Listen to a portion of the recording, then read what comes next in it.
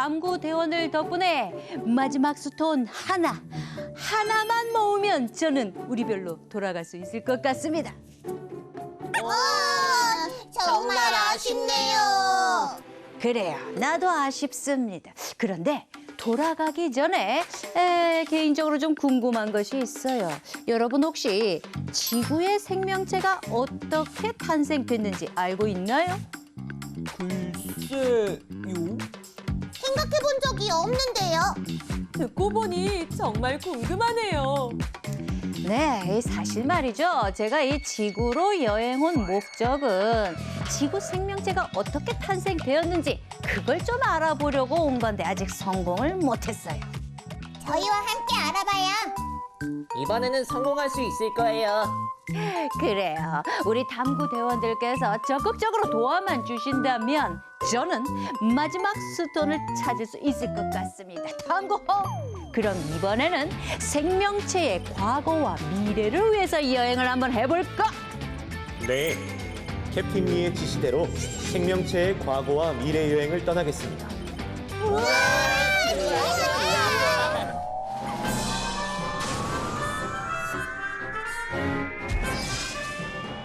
캡틴 리! 도와주세요. 나로 말할 것 같으면 우주에선 캡틴 리 뭘 도와드릴까요? 생명체는 언제 생겨난 거예요? 그렇죠. 모두가 궁금해하고 있습니다. 그 물음에 대한 답을 말이죠. 자, 그러면 이걸 한번 소개해드려야겠군요.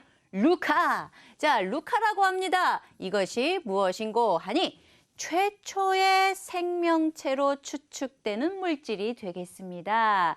원시 세포죠. 자, 루카는요, 이 세상에 있는 모든 생명체의 공통조상. 자, 공통조상으로 추측되는 세포가 되겠습니다. 루카! 하나의 세포에서 이렇게 다양한 생명체가 되었다고요? 그게 가능한 건가요? 과학자들은 가능하다고 생각하고 있습니다. 자, 루카가 어떻게 다양한 생물로 진화를 했는가? 일단 세포가 무엇인지부터 알려드릴게요. 자, 단 하나의 세포로부터 인간이 어떻게 진화해 나갔는가? 일단 세포를 알아보겠습니다. 세포란 생물의 이 몸을 만들어주는 가장 작은, 눈에도 잘 안 보이는 가장 작은 단위가 되겠는데요. 이 세상에는 참으로 다양한 세포가 있지만 그 세포들은 공통점이 하나 있다고 합니다. 이 세포 안에 단 하나의 핵이 있다고 하죠. 자, 그런데 이 핵을 잘 보시면 리본 모양의 무엇인가가 있습니다. 이것이 무엇일까요? 짜잔! 자, 그것을 확대해 보니 이게 바로 염색체라는 것이 되겠습니다. 자, 이 염색체는 세포의 핵 안에 있고요. 이 염색체가 중요한 이유는 이 염색체 안에 바로 DNA라는 것이 있습니다. DNA는 무엇이냐? 그 생물의 유전자 정보를 담고 있는 물질이다 이 말이죠. 자, 38억 년 전에 루카가 짠 하고 태어나서 그 안에 핵 안에 있는 이 DNA의 유전자 정보가 자손으로 점점 전달되면서 다양한 생명체로 진화됐다고 설명하고 있습니다. 작은 세포로 출발해서 사람까지 진화하다니 생명체는 정말 신비롭군요. 과학자들은 말이죠, 이렇게 설명하고 있어요. 아무 생명체가 없던 원시 지구에 여기 무기화합물이 생기고 이것이 진화해서 단순한 유기화합물, 이것이 진화해서 복잡한 유기화합물이 만들어지고 이것이 진화해서 원시세포가 되었으며 이것이 루카로 발전되었다 이것이죠. 이 루카는 38억 년 전에 나타났다라고 합니다. 자, 그러면 이 참의 진화론에 대해서 한번 알아볼게요. 자, 이 생물체가 진화한다. 그럼 어떻게 진화하느냐? 일단 한 방향으로만 진화하는 것은 아니고요. 여기 나뭇가지 형태처럼 여러 방향으로 진화를 한다고 합니다. 자, 그래서 여기 원시 세포가 진화하고 진화해서 여기에서는 도마뱀이 나올 수 있는 거고요. 뭐 여기에서는 개나 포유류가 또 나올 수도 있는 거고요. 그러니까 각각 우리 눈에 보이는 이 생물체들, 생명체들은 그 진화의 끝자락에 있는 생명이다. 이렇게 보시면 되겠고, 이 중에 또 어느 한 진화 나뭇가지에서는 유인원 또는 인간이 되었다. 이렇게 표현을 하고 있습니다. 자, 그러면 진화할 때 이 생물체들은 어떤 선택을 하게 되느냐, 자연 선택에 대해서 알아보겠습니다. 자, 어떤 생물체들은 말이죠, 생명체들은 말이죠, 환경에 잘 적응을 못해서 멸종됩니다. 이 지구상에서 아예 없어졌다 이 말이죠. 또 어떤 생명체는요, 환경에 잘 적응을 해서 살아남습니다. 자, 이것을 우리는 무엇이라고 하느냐? 자연 선택이다라고 하는데요. 이 자연 선택이라는 것은 찰스 다윈이 주장한 것입니다. 자, 자연 선택입니다. 자연 선택의 예시를 한번 보여드리겠습니다. 여기는 북극입니다. 추워. 자, 여기에 갈색곰이 살고 있었습니다. 그런데 갈색곰이 자손을 낳다가 돌연변이가 생겼어요. 그래서 흰색 곰이 짜잔 하고 태어났습니다. 자, 여기는 북극이라고 했습니다. 갈색 곰은 정말 눈에 잘 띄기 때문에 먹이를 잡기가 굉장히 어렵습니다. 이 먹잇감들이 갈색 곰이다, 갈색이야 하고 도망가 버리기 때문이죠. 그런데 흰색 곰은 눈에 잘 띄지 않습니다. 그래서 먹잇감들이 하고 있다가 잡아 먹히는 것이죠. 자, 누가 더 유리할까요? 네, 흰색 곰이 북극에 살기에 훨씬 더 유리하겠죠. 자, 그래서 환경에 적응하지 못한 갈색 곰은 멸종돼 버리고 이 흰색 곰은 살아남습니다. 그리고 흰색 곰은 북극에 살기 유리한 그 자신의 유전자를 자손들에게 유전시켜서 지금의 흰색 곰이 북극에 살게 되었다라고 하지요. 이것이 바로 자연 선택. 자, 그러면 다음에는 진화 그 과정을 거슬러 올라가서 옛날의 그 생명체는 어떤 것이 있는지 한번 알아볼까요? 캡틴 리, 잠깐만요. 그건 저희가 알아볼게요. 고마워요. 자, 그럼 탐구 후 우리 대원들을 잘 안내해 드리도록 타임머신 타고 과거로. 네, 잠시 후 과거 시간 여행을 떠나겠습니다. 잘 알아보고 올게요. 당신이 궁금한 이야기 탐구 서프라이즈 지금 시작됩니다. 현재까지 발견된 가장 오래된 암석은 약 38억 년 전의 것이라고 해요. 지구가 탄생하고 암석이 생긴 후 오늘날에 이르기까지를 지질시대라고 하죠. 선캄브리아기로 시작해 고생대, 중생대, 신생대로 이어져요. 선캄브리아기는 캄브리아기 이전의 시대라는 뜻으로 지질 시대의 대부분을 차지해요. 선캄브리아기에 최초의 생명체가 생겼어요. 아주 단순한 구조의 단세포 수준의 생명체죠.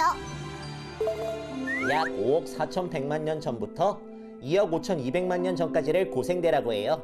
대체로 따뜻한 시기로 바다 생물이 폭발적으로 증가했다고 해요. 고생대는 동물 중 등뼈, 척추가 없는 동물인 무척추 동물과 고사리 같은 양치식물의 시대인데요. 바다에만 살던 생명체들이 육지로 처음 진출한 시기도 고생대예요. 약 2억 5,200만 년 전부터 6,600만 년 전까지를 중생대라고 해요. 기후가 따뜻했을 것으로 예상하고 있어요. 공룡 시대로 유명한 게 바로 중생대예요. 중생대에는 드디어 우리와 같은 포유류가 등장하죠. 아주 작은 포유류지만요. 약 6,600만 년 전부터 지금까지를 신생대라고 해요. 우리 같은 포유류가 지구의 지배자가 되었다고요. 신생대에는 인간의 조상이 등장한 시기입니다. 지금까지 탐구 서프라이즈. 약 38억 년 전부터 인류가 지구에 나타난 약 1만 년 전까지의 시기인 지질 시대에 관한 궁금증을 풀어봤습니다.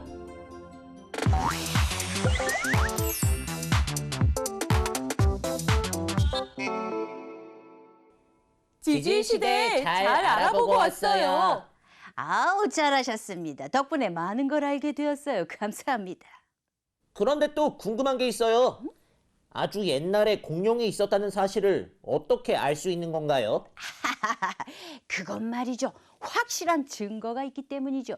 그 증거가 무엇이냐? 바로 화석이 되겠습니다. 화석이란 말은요, 옛날에 살던 그 생물들이나 어떤 그 흔적들이 암석이나 지층 속에 이렇게 남아있는 경우가 있거든요.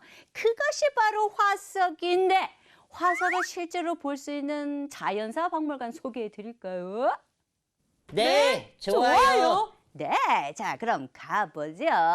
그것은 바로 서대문 자연사 박물관이 하나 되겠습니다. 서대문에 가면은요, 자연사 박물관이 있는데 공룡 모형에서부터 곤충 또 조류의 표본까지 3,500여 점의 유물을 볼 수가 있다고 합니다. 그것은 바로 지질박물관도 있습니다. 자, 대전에 있습니다. 여기에 가시면요, 다양한 화석도 볼 수 있고요. 지구의 생성과 진화 과정을 보여주는 여러 가지 그림들이라든가 영상물이라든가 이런 것도 접할 수가 있답니다. 체험하는데 아주 좋겠죠?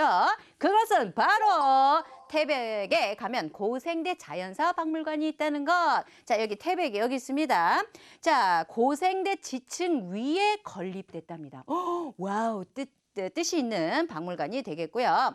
자, 여러 가지 화석을 여기서 또 볼 수 있고요. 주변에 고생대 퇴적 침식 지형과 우리가 많이 흥미로워하는 삼엽충이죠. 삼엽충 등이 발견된 그 지층도 함께 볼 수가 있답니다. 그것은 바로 목포 자연사 박물관도 들어가는데요. 자, 여기 목포에 있습니다. 자, 지질관, 육상생명관, 수중생명관, 자, 이런 전시관들이 있으니까 꼭 보시기 바라고요. 그것은 바로 고성에 가면 그 유명한 공룡 발자국 유적지가 있고요. 공룡 박물관도 있다고 합니다. 우리나라 최초로 공룡 발자국이 발견된 곳으로 아주 유명하죠. 실제 가면 공룡 발자국 화석을 볼 수가 있습니다. 자, 그리고 여기 공룡 화석도 함께 전시되어 있고요. 특히 여러분 오비라토로 좋아하는 친구들도 있죠. 프로토케라톱스. 자, 이런 진품 화석, 모형이 아닙니다. 진품 화석도 볼 수 있는 곳이 있겠습니다. 자연사 박물관 가서 꼭 화석을 볼래요. 저도요. 자연사 박물관 갈 거예요. 그래요. 가서 그냥 보고 싱 하고 오지 말고요. 갔다 와서 우리 교재 있죠? 교재의 뒷면에 보면 견학 보고서가 있어요. 거기 한번 잘 정리도 해보세요.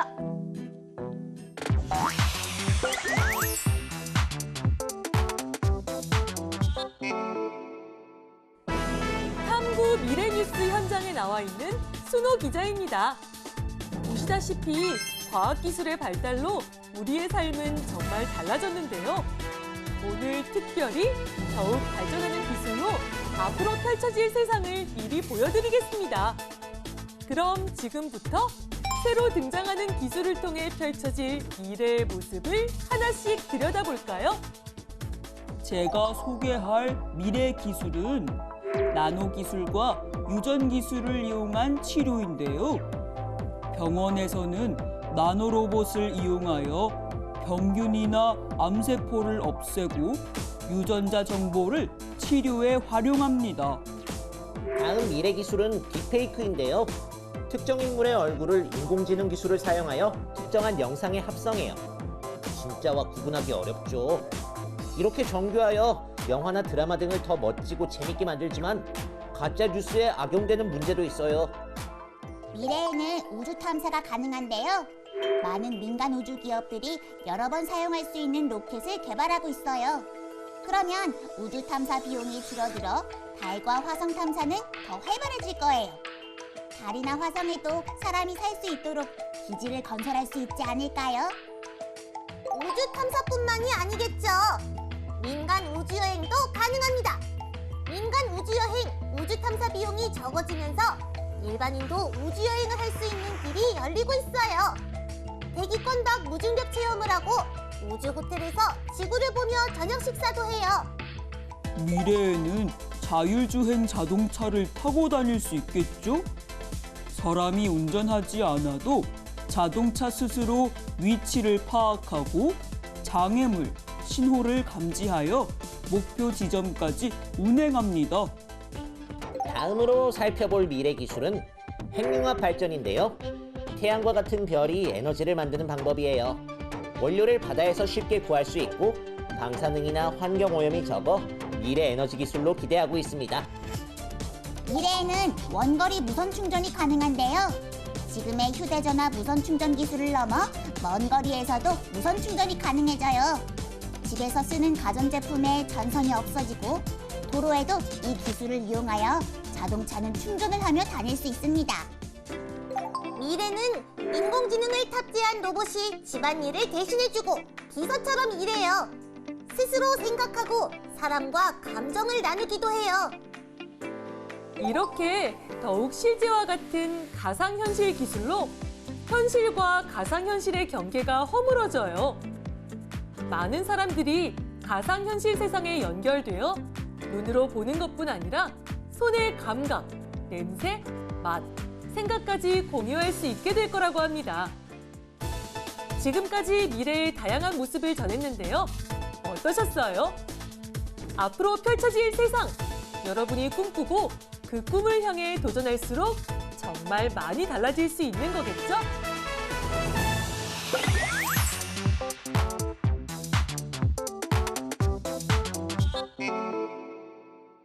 캡틴비! 궁금해요! 뭐가 궁금한데요? 인공지능이 뭔지 궁금해요. 그래요. 인공지능이란 말을 많이는 들어봤을 겁니다. 그럼 인공지능이 정말 무엇인가? 인간의 생각이나 그 배우는 능력이 있잖아요. 그렇죠? 자, 이것을 아예 컴퓨터 프로그램으로 만들어버린 기술이 인공지능입니다. 그러니까 말 그대로 사람이 만든 지능이 되겠죠. 자, 인공지능이 스스로, 자, 사람도 스스로 하니까, 스스로 많은 정보를 분석하고 또 앞일을 예측하는 기술이 있다는데요. 이 기술을 기계학습, 영어로 머신 러닝이라고 한답니다. 아예 이 사람, 인간처럼 스스로 학습하고 또 분석하는 그 기술, 아주 강력한 강한 인공지능을 지금 연구하고 있답니다. 저도 영화에서 봤어요. 강한 인공지능이 자신을 사람처럼 여기면서 자아를 갖게 되는 이야기잖아요. 인공지능이 자아를 가지게 될 수 있다니 무서운데요. 아, 그래요? 실제로 지금요, 인간과 인공지능의 그 결합을 연구하고 있답니다. 미래를 한번 상상해 보세요. 뭐, 인간의 뇌에 인공지능을 심는다든가, 뭐 이런 거 말이죠. 기계로 인간의 몸을 대체한다든가. 자, 그래서 여기 있는 것처럼 인간의 몸을 기계와 합친다면 또는 뭐 동물과 합친다면 어떤 일이 벌어질지 한번 볼까요? 자, 일단 기억이나 생각을 업로드하거나 다운로드할 수 있다. 이 말은 뭐냐면요. 우리 뇌가 갖고 있는 그 인간의 기억이 있지 않습니까? 이것을 일부분 없애버릴 수도 있고 또 어떤 기억을 여기다 심을 수도 있고 이게 가능하다는 것이죠. 또 다른 사람과 생각을 공유합니다. 나는 짜장면, 당신은 난 짬뽕 이렇게 공유할 수 있고요. 인간의 몸으로 가기 어려웠던 먼 우주를 탐사하는 것도 가능하다고 하죠. 먼 미래에는 영화처럼 인간과 기계가 합쳐진 새로운 인류가 나올지도 모르겠네요. 그럼요. 뭐 상상은 자유니까 어쩌면 말이죠. 인공지능은 사람을 대신해서 일할 수도 있을 것 같습니다. 앞으로 우리의 삶에 큰 영향을 미치겠군요. 캡틴이 직업 탐구를 시작할 시각입니다. 아, 그래요? 자, 그럼 오늘 소개할 직업 나갑니다. 준비하시고 소개하세요.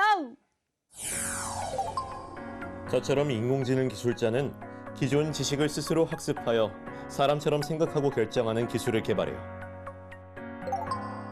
저는 로봇공학자인데요. 사람을 대신할 수 있는 로봇을 개발하여 산업용 로봇, 수술 로봇, 개인 서비스용 로봇 등을 설치하며 운영해요.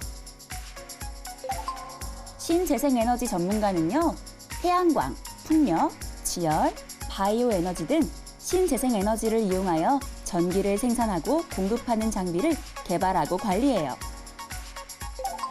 저와 같은 디지털 큐레이터는 새로운 정보가 끊임없이 올라오는 인터넷에서 다양한 정보를 비교 분석하여 사용자가 필요로 하는 정보를 찾기 쉽게 해줘요. 저는 생명공학자인데요. 생명공학 지식을 바탕으로 인간 생명에 도움이 되는 기술을 만들고 이를 통해 다양한 의약품, 의학기술, 식품 등을 만들어요. 무인 자동차 엔지니어는요, 무인 자동차가 도로를 달리는 데 필요한 첨단 기술을 설계하고 개발해요. 미래학자는 사회의 변화와 기술 발전의 흐름을 연구하여 앞으로의 미래를 예측하는 전문가예요. 진짜 몰랐던 다양한 직업들이 있군요. 우리 케비와 판다는 어느 직업에 관심이 생겼어요? 평소에 무인 자동차에 관심이 많아서요. 무인 자동차 엔지니어가 되고 싶어요. 저는 미래학자가 될래요. 열심히 연구해서 앞으로의 멋진 미래를 예측하겠어요. 여러분의 그 꿈을 들으니 이 노래가 생각이 납니다. 난 꿈이 있어요. 그 꿈을 믿어요. 나를 지켜봐요. 그래, 여러분을 지켜보겠습니다. 여러분 꿈을 꾸세요. 언젠가 이루어질 테니까. 생명체의 비밀을 열심히 탐구하는 여러분 모두를 환영합니다. 탐구 퀴즈 쇼쇼쇼! 저는 진행을 맡은 MC 탐구예요. 오늘은 특별히 생명체의 과거와 미래에 관한 퀴즈를 준비했습니다. 모두 준비됐나요? 준비됐어요. 첫 번째 문제, 지금 바로 나갑니다. 신중하고 침착하게 버저를 눌러주세요. 이 시대는 약 5억 4,100만 년부터 2억 5,200만 년 전까지의 시기로 해양 생물이 크게 번성했어요. 삼엽충이 대표적인 이 시대 생물이죠. 그럼 이 시대는 언제를 말하는 걸까요? 판다가 빨랐습니다. 정답은요? 정답은 고생대입니다. 고생대 정답입니다. 그럼 다음 문제 나갑니다. 이 시대는 약 6,500만 년 전에서부터 현재에 이르는 시기를 말하는데요. 중생대의 대멸종 때 공룡을 비롯한 많은 생물들이 사라지자 살아남은 포유류들이 지구의 새로운 지배자가 되었습니다. 그럼 이 시대는 언제를 말하는 걸까요? 순호 정답은요? 정답은 신생대입니다. 신생대 정답입니다.